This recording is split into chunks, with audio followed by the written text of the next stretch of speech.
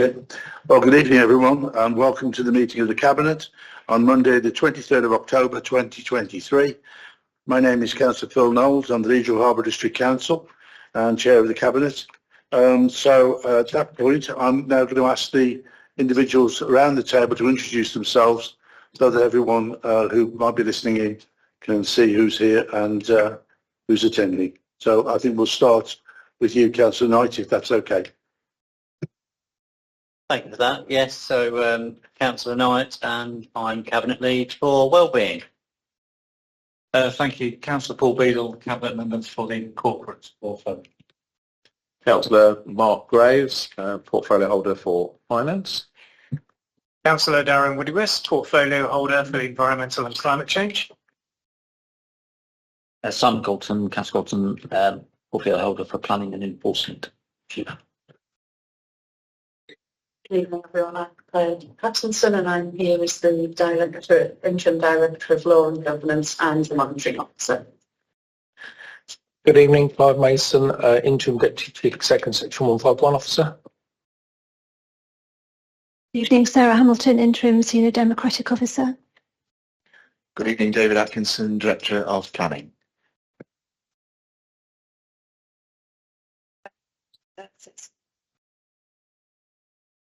I'm the Director of Communities and Wellbeing. Thank you very much. So welcome, everyone. If there are any noises such as fire drills, we're not expecting any practice drills tonight, so if it does start any problems like that, it is for real. So we have to leave accordingly and gather on the car park on Mill Hill. Please remember to turn off your mobile phones or put them onto silent. And with that, I now move on to the first part of the agenda, item 1, which is apologies for absence, and I don't believe we have any apologies at all. Item 2, declaration of members' interests. Any member wishing to declare any interest? Councillor Galton. Chair, no interest. You have skipped information exchange. No, I was going to do that in a second. Okay, right, that's fine. It's just that was above where you are. So I'm just checking you. It's not on my agenda at all. Oh, it is on mine. So there you go, no problem. I was going to insert it, no problem. So no declarations of members' interest. So before we move on to the next item, which is the draft Cabinet minutes, we want to do the information exchange. And it's an opportunity for any member of the Cabinet that wishes to make any points or give any information to actually share them with the Cabinet. So we'll start with you, Councillor Galton. Yes, thank you, Chairman. Glad you missed that out, because I wanted to say a bit about the planning items which are anticipated to come to the next Cabinet on the 27th of November. So it's really to give members of the Cabinet and members of the wider Council, and indeed anyone else out there who's got an interest in planning, a heads up that it's going to be quite a busy one concerning planning issues. So I think it's common knowledge that the Council is preparing a new local plan for the district. And I'm anticipating a report recommending that Cabinet recommend to Council at their meeting in December to approve the launch of the new local plan issues and options consultation. This will enable the community across the district and other stakeholders to comment on high-level options for the new local plan at an early stage in the preparation of that plan. This is usually called the Reg 18 consultation, and it's part of a number of statutory regulations that guide plan preparation. It is important to note, Chairman, that this document will not be making any actual planning decisions. It is purely a document to stimulate feedback from the community of the district that will help to inform the preparation of the future of the plan. This is the first stage of public consultation for the preparation of the new Harbour District local plan. If approved by the Council, the consultation will see views on a range of planning issues and the proposed options for future development of the district. So I just wanted to briefly say why we think we need to do this. Again, Chairman, as you're aware, there are up and coming changes going through Parliament at the moment in the bill that will effectively change the local plan process. And my reading of that, and I believe the officers agree, is that it will take away our ability to decide when we wish to submit our plan for examination in public by an independent inspector. And instead, it will set up a sort of gateway system, a queuing system, which we ourselves won't decide when we're called to submit our plan. So we have an opportunity, Chairman, of June 25 to crack on with our local plan, to fast track it. That is not to say we're going to cut any corners. It is to say that if we're going to submit by June 25, we really need to get our skates on and get on with it. And so that's why we are announcing this consultation, which, as I've said, is the first step. Now, that will also mean accompanying the commencement of the preparation of the local plan. We'll need to ensure the council has an up-to-date local development scheme. That's the project plan, and that needs to be in place to guide the preparation of the plan. It's anticipated that the updated and refreshed local development scheme will come to the meeting of Cabinet again on the 27th November. That's important to ensure that the scheme is up to date and from the outset of the plan preparation, so the community, the district and stakeholders can see the timeline for the preparation of the new plan and all the associated milestones. Okay, so finally, Chairman, you probably anticipate, well, how are they actually going to do this based on the current level of resources that we have in the council, both our staff resources and, as you know, we always use external resources, specialists, consultants and so on to help us get our plan prepared. And if we're going to, Cabinet going to agree and Council's going to agree that we do want to give this our best shot, we are going to need to ensure that the plan is prepared as quickly as possible, again without cutting any corners, but we're going to need to put additional resources into the planning department in order to do it. So it's anticipated, again, that there'll be a recommendation to come before Cabinet on the 27th of November to bring forward these additional resources that they are Council to approve them. Sorry, that's quite long, Chairman. As you can see, it is complicated, but you know we will go into all these issues in a lot more detail at the next meeting. No, thank you, Councillor Gordon. I don't think that you should apologise for that. I think it's very detailed. Gives us a lot of information, and importantly, it highlights very early on the timelines and flags up that these things are going to be important. So, congratulations on that. I think it's important to bring that to everyone's attention. So thank you for that. Has anyone got any comments or anything on what Councillor Gold has just said? No? Okay. Councillor Woodywis, is there anything you'd like to highlight at all? Not from me at the moment. Thank you, Chair. Thank you. Councillor Graves? Yes, Chair, if I may briefly, since the last Cabinet meeting, I believe it's since the last meeting, I've attended the second meeting of the Revs and Bens partnership, very enlightening meeting, very important as well because so many millions of pounds of council tax and non-domestic rates go through that. And I've also initiated the beginnings of a process of personally visiting some of the key council property assets. I think it's healthy in my portfolio to be able to say I've seen this asset and I've seen that asset, so it's in the beginnings. I may be branching that out a little bit if I believe that other Cabinet members ought to see some of the really key ones, just in case they haven't. So that is underway and I'll report back in future months as to whether that's been completed. Thank you very much. Thank you. Councillor Beadle? Thank you. Yes, just a couple of things to update. We've gone out sourcing for some of the health and safety function. We've gone to a local company called Browns on an initial 12-month contract. The IT departments have been very busy, kept very busy, transferring and upgrading a lot of the systems to cloud-based systems. We should realise cost and time savings for the council. There's new IT systems within the legal department and also a new system to ensure end-to-end management of the 106 process called Execom. So IT have been kept very busy on that front. There's going to be a report presented to the scrutiny performance panel in December, which is based on the business case that was to bring the contact centre back in-house from last November. So that report's going to review the outcome and benefits of that business case. That's on the 7th of December. And then on a staffing matter, our head of corporate services, Richard Ellis, retires this month after 47 years service in local government, over 30 of which at Harborough. So just want to place on record my thanks, I'm sure, that to all members, and wish him all the best for his retirement. Thank you. Councillor Knight.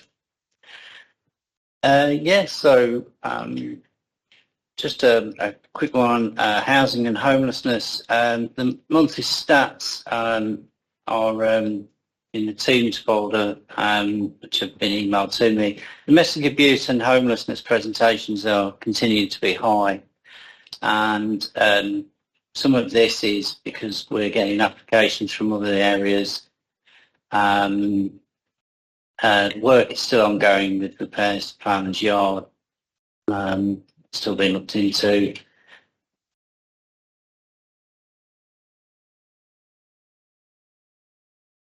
And, the parish liaison meetings, where the annual parish meeting Association of Local Councils have asked to work with HDC and deliver these meetings. Hopefully, the actual annual parish meeting council committee calendar should be November 23rd.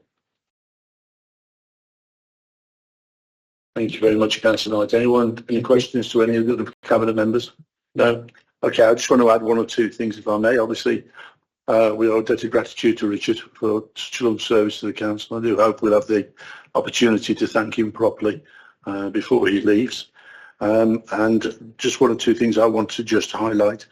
Well, the leisure contract process is proceeding as you would hope, and at the appropriate time the full details will be made available through the appropriate channels. The constitution review is underway, providing technology doesn't fight back anymore. Members hopefully will be able to read it and look at it in some detail, but that we've finally got the constitution review moving forward, and that's going to take however long it takes now for members to engage in and to have the opportunity to detail. The asset review, and I'm very grateful to the officers for this, the asset review is moving forward rapidly, and we hope that we'll very shortly have the first part of that asset review report, which again will come through to the appropriate channel, and we'll take a good look at that and hopefully be able to give some further detail then through to full council, etc. Because as I said at the time, what we do with the assets matters to the whole of the authority and the whole of the district. So it's my intention to make sure that once we've got that through the early stages, that we then take the opportunity to discuss that as widely as we can through the appropriate channels. And finally, I will say that we have been pushing for meetings with our members of Parliament with regard to the statement of common ground duty to cooperate. And members will know that we had invited the MPs here last Friday. Unfortunately, they declined the meeting, and we're not looking for any alternative dates. But I'm delighted to say that we've now received notification that they're actually facilitating a meeting themselves. They'll probably be in Harborough. I've been invited as leader of the authority, and I have immediately said yes, I will attend, and I will be accompanied by Councillor Galton as the portfolio holder. And also we will have the appropriate officer support with us to make sure that we give the details on the table and the evidence, because I repeat again for the record, we as an authority have not made any decisions on this. We are still gathering evidence, which is the right and proper thing to do, and we will continue to do that. So every opportunity we get to gather in that evidence, we'll take it, and I'm very much looking forward to the meeting on the 3rd of November. And with that, I think we can move on now to the next item on the agenda, which is the draft cabinet minutes from the 4th of September. I'm quite happy to move them. Would somebody like to second them? Councillor Graves, thank you. All those in favour? Anyone against? Anyone want to make any comments on them? No? Okay, well, I'll just sign them.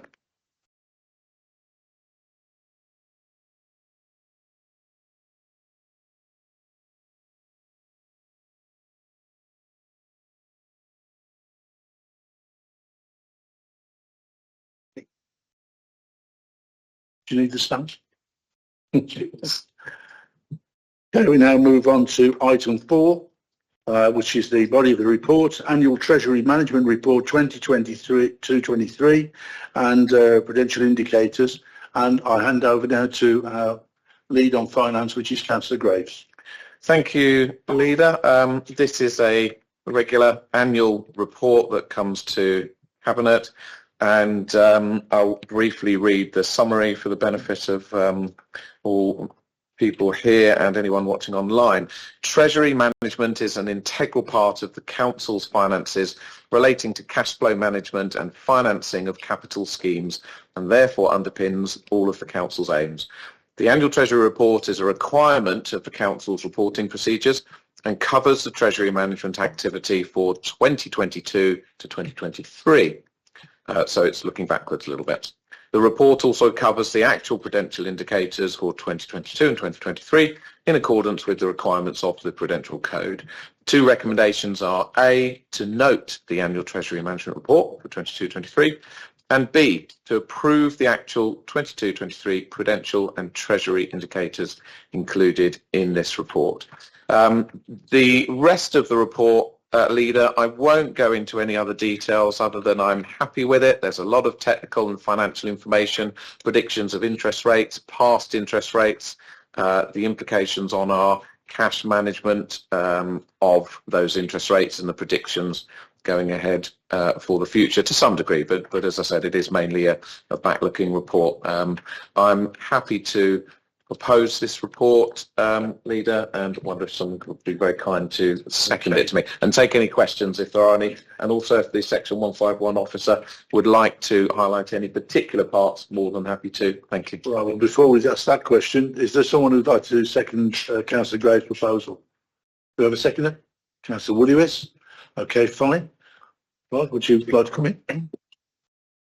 Thank you, through you, Chairman. Yep, this is the third of 3 reports the authority have received from Inspector of Treasury. We have to do this by law, and it's in parity with the statement of accounts for the particular year. So the numbers from the accounts marry through to this report. But this gives specifically with regard to Treasury. The authority maintains good cash balances. We do quite well out of our investments. We have some. Most of it is managed internally, but we do have some with the CCLA, which is a pooled fund. But say most of it is kept relatively short term. We have very limited debt, but some of it has been on our books for quite a while and remain on our books for quite a while. But overall, very vanilla, but very typical for District Council. So, thank you. Thank you, Clive. Anyone any questions at all to either Mark Graves or Clive Mason? No? Okay, well, I'll put that to the vote then, if I may. All those in favour? Anyone against? That's carried unanimously. We'll now move on to the second report, which is the Facilities Management Service Contract. And I think, again, Councillor Graves, that's you. Thank you. Number 2 for me tonight. Leader, do we need to go into exempt session or do we have to go into exempt session if any particular detail is mentioned? No, the only time we need to go into exempt on this, and I discussed this with the officers earlier, is if we want to discuss the appendices, then we have to go into exempt. If you're not going to refer to the appendices and others are not going to, then we can stay in public session. It is entirely up to you, but I do urge you that if you want to go into any detail in the appendices, give notice now and we can move into private session. Thank you very much, Leader. So I'll go to the recommendation first of this report. It is recommended that Cabinet approve the award of a contract for soft facilities management commencing 1st of December 2023 for a period of 3 years to contractor 1 as detailed in the appendix. And second recommendation, delegates to the Deputy Chief Executive Officer in consultation with the Portfolio Holder Finance and the Head of Legal Services authority to negotiate and finalise the contract, including any minor variations. The Facilities Management Service Contract Report, as I mentioned, it's being awarded from the 1st of December. It expires in November. The contract covers 3 buildings, the Symington Building, Harbour Innovation Centre and the Indoor Market Hall. The services provided within the contract cover a number of services, for example, caretaking, cleaning, pest control, window cleaning, confidential waste services. So this is very much a routine procurement exercise representing business as usual, but we have to put it through Cabinet, Leader. Okay, so I would like to propose it, yeah. Okay, so I'll ask for a seconder, and then we'll ask the 151 if... So is there a seconder? Councillor Knight, do you want to make any comments on that at all at the moment? No? Okay. Any comments at all? Thank you, Chairman. If you've got any more detailed comments, we've got Caroline here. She can take those detailed questions or comments. The report's in front of you because, of course, this contract goes over a number of years, but its cumulative value is more than £200,000, which is a decision of Cabinet. It's quite routine. There's nothing in here that isn't. It's standard for authority of this size. Anything more specific? Caroline, do you want to say anything? No, I think everything's been covered. Thanks. Thank you. Okay, anyone else want to make any comments at all? Okay, well, it has been moved and seconded. So all those in favour? Anyone against? That's carried unanimously. We then move on to item 6, to consider any urgent items. No, there are no urgent items. So thank you very much for your attendance, and I declare the meeting closed.